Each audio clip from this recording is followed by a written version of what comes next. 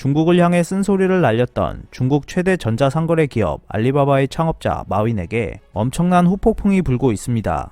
마윈의 재산은 두 달 만에 13조 원이나 증발해버렸고 그가 창업했던 알리바바 회사의 시가총액은 220조 원이나 공중분해되어 버렸습니다. 피커TV에서 자세한 내용 전해드리겠습니다. 중국에서는 스마트폰에 깔린 알리바바의 전자결제 애플리케이션인 알리페이 하나만 있으면 어디서나 쉽게 돈을 낼 수 있습니다. 사려는 물건이 있는데 돈이 부족할 경우 알리페이 안에 있는 소액 대출 서비스인 화베이를 이용하면 즉시 신용한도 내에서 제법 큰 돈을 대출받을 수 있습니다. 여윳돈이 있을 때는 굳이 은행이나 증권사 같은 금융기관에 직접 갈 필요도 없습니다. 알리페이 안의 투자상품 코너에는 여러 협력 금융기관들이 입점해 예금보다 높은 수익률을 보장하는 다양한 금융투자 상품인 이제를 팔기 때문입니다. 보험 역시 마찬가지입니다. 알리페이 안에서 이미 다양한 보험 상품이 판매되고 있어서 소비자들이 다양한 보험사의 제품을 선택할 수 있습니다. 이처럼 알리바바 그룹의 핀테크 계열사인 엔투그룹은 돈에 관련한 중국인들의 일상을 완벽하게 장악한 상태입니다.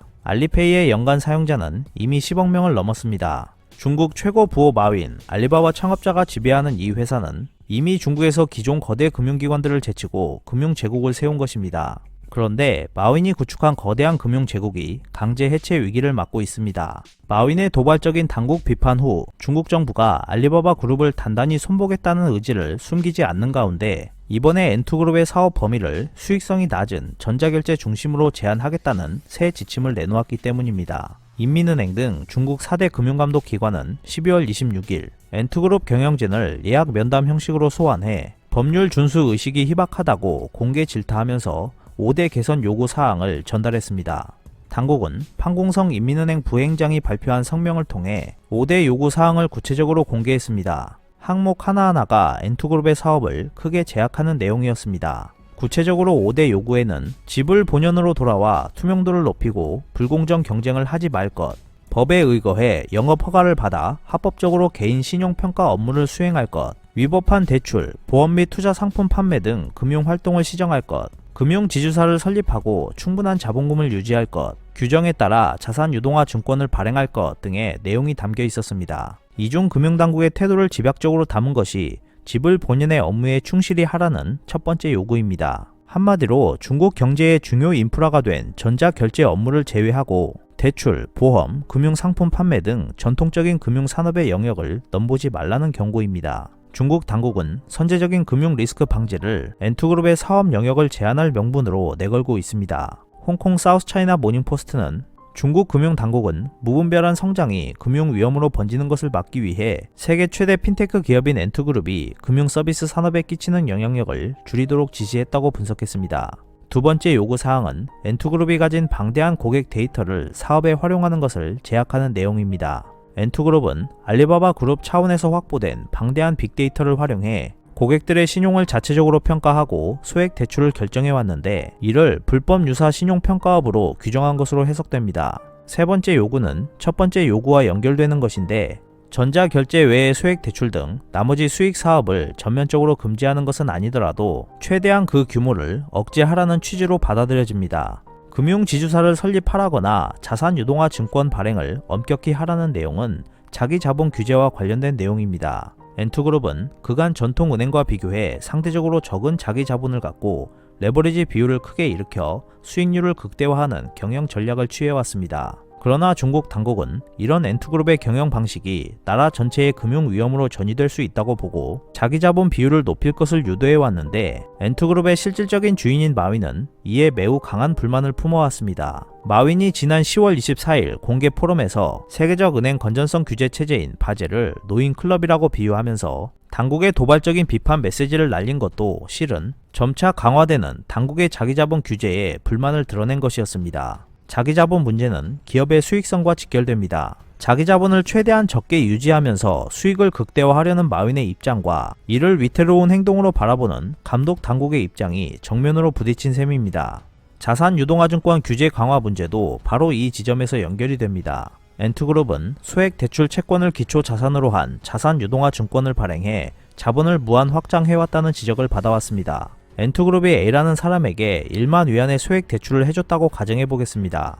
엔트그룹은 1년 뒤에 상환받을 수 있는 이 채권을 담보로 90%에 해당하는 9,000위안짜리 ABS를 발행해 자금을 추가로 확보할 수 있습니다. 이렇게 확보한 자금을 B라는 새 고객에게 9,000위안을 빌려주고 B에게 빌려준 소액 대출 채권으로 다시 8,000위안짜리 ABS를 또 찍어 확보한 돈으로 C 고객에게 8,000위안어치의 대출을 해주는 식입니다. 이러한 방식으로 1,000위안어치의 대출까지 해준다면 총 대출액은 55,000위안이 되어 5.5배의 레버리지 효과를 낼 수 있게 됩니다. 중국 당국이 자산유동화 증권 발행을 엄격히 하라고 요구한 것은 향후 알리바바의 ABS 발행 규모를 크게 제약하겠다는 정책 신호를 보낸 것으로 볼 수 있습니다. 은행감독관리위원회 등 중국 금융당국은 이미 지난 11월 2일 발표한 소액 대출 회사 감독 강화에 관한 통지에서 ABS 같은 자산유동화 증권을 통해 확보할 수 있는 자금 규모를 순 자산의 4배 이내로 제약한다는 방침을 구체화한 바 있습니다. 최근 들어서는 중국 핵심 수뇌부까지 엔투그룹의 이러한 경영 형태를 심각한 위험 요인으로 인식하기 시작했습니다. 중국 공산당 중추기구인 정치국은 12월에 시진핑 총서기가 주재한 회의에서 반독점 원칙을 강조하면서 자본의 무질서한 확장을 방지한다는 내용을 함께 언급했는데 이는 엔투그룹의 경영 형태를 정면으로 겨냥한 것으로 해석됩니다. 결국 이러한 당국의 요구는 엔투그룹의 수익성에 큰 영향을 끼칠 수밖에 없을 전망입니다. 본업인 전자결제 서비스는 사용자를 끌어오는 효과만 클 뿐 수익성 자체는 높지 않습니다. 엔투그룹은 대신 소액 대출과 금융투자, 보험 상품 판매 등을 통해 많은 이익을 냈습니다. 엔투그룹의 2020년 상반기 매출에서 소액 대출 부문 매출이 차지하는 비중은 거의 40%였습니다. 중국 관영 매체들은 당국의 강력한 엔투그룹 규제가 금융 위험을 미연에 방지하기 위한 차원의 조처라는 해석을 내놓고 있습니다. 경제 매체들은 전문가들의 발언을 인용해 소액 대출 신규 규제는 단기적으로 관련 회사들의 경영에 영향을 미치겠지만 장기적으로 시스템 위험을 낮출 것이라고 평가했습니다. 하지만 다른 한편에서는 마윈의 도발적 당국을 향한 비판 발언 때문에 중국 당국이 알리바바 그룹을 비롯한 인터넷 공룡기업 옥죄기에 들어간 중요한 배경이 됐다는 분석도 나오고 있습니다. 현재 중국 정부는 금융위기 방지를 명분으로 엔투그룹 규제를 강화하고 있고 반독점을 명분으로 알리바바 그룹의 핵심 사업인 전자상거래 관련 규제도 강화하고 있습니다. 중국 정부는 12월 들어 당국에 보고하지 않고 인수합병을 해 반독점 규정을 위반했다는 이유로 알리바바에 벌금을 부과했고 독점적 지위를 이용한 양자택일 강요 문제와 관련한 별도의 반독점 조사가 시작된 사실도 공개했습니다. 양자택일 강요란 알리바바가 타오바오와 티몰 등 자사 플랫폼에 입점한 업체들이 징동 등 경쟁 업체에 입점하지 못하게 한 것을 말합니다. 블룸버그 통신은 최근 알리바바 그룹의 상황과 관련해 마윈의 제국이 위기 모드에 있다고 평가했습니다. 엔투그룹의 상장이 불발된 11월 초 이후 알리바바 시가총액은 2천억 달러가량 줄어들어 버렸습니다. 또한 알리바바 창업자 마윈의 재산은 최근 2달 사이에 120억 달러나 감소하게 되었습니다. 마윈의 재산은 주가 상승으로 한때 617억 달러까지 늘어난 것으로 집계되면서 아시아 최고 부자에 다시 오를 것이라는 분석도 나왔었습니다. 하지만 12월 28일 기준 순 자산이 494억 달러까지 줄어들면서 세계 부호 순위를 매기는 블룸버그 억만장자 인덱스에서도 마윈은 25위로 미끄러졌습니다. 마윈이 구축하려 했던 거대한 금융 제국은 중국 당국의 지배를 넘어서려 했던 대가로 강제 해체 위기를 맞고 있습니다. 오늘 준비한 소식은 여기까지입니다. 끝까지 시청해주셔서 감사합니다. 여러분의 좋아요와 구독은 영상 제작에 큰 힘이 됩니다. 앞으로도 피커TV에 많은 관심 부탁드리겠습니다. 오늘도 즐겁고 멋진 하루 보내세요. 다음 영상에서 뵙겠습니다.